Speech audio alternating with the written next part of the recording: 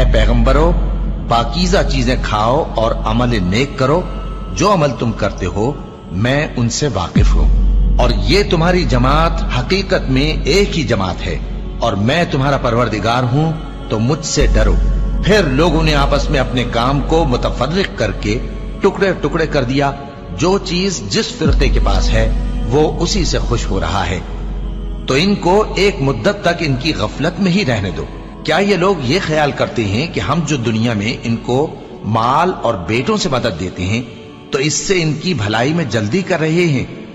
نہیں، بلکہ یہ سمجھتے ہی نہیں۔ جو لوگ اپنے پروردگار کے خوف کی وجہ سے ڈرتے ہیں، اور جو اپنے پروردگار کی آیتوں پر ایمان رکھتے ہیں، اور جو اپنے پروردگار کے ساتھ شریک نہیں کرتے، اور جو دے سکتے ہیں دیتے ہیں، جبکہ ان کے دل اس بات سے ڈرتے رہتے ہیں کہ ان کو اپنے پروردگار کی طرف لوٹ کر جانا ہے، یہی لوگ نیکیوں میں جلدی کرتے ہیں اور یہی ان کے لیے آگے نکل جاتے ہیں۔ اور ہم کسی شخص کو اس کی طاقت سے زیادہ ذمہ دار نہیں بناتے، اور ہمارے پاس ایک کتاب ہے جو سچ سچ کہہ دیتی ہے، اور ان پر ظلم نہیں کیا جائے گا۔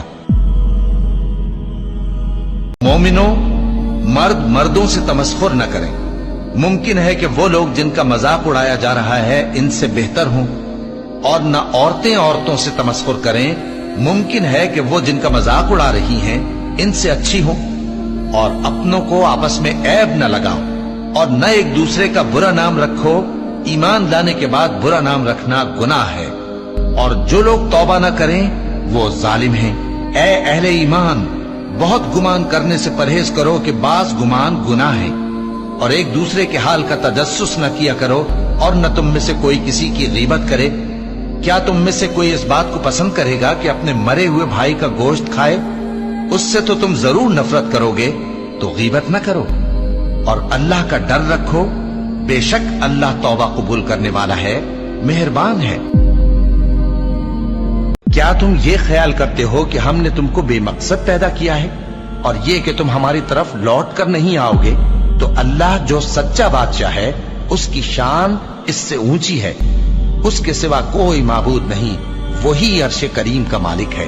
اور جو شخص اللہ کے ساتھ اور معبود کو پکارتا ہے جس کی اس کے پاس کچھ بھی سند نہیں، تو اس کا حساب اس کے رب کے ہاں ہوگا۔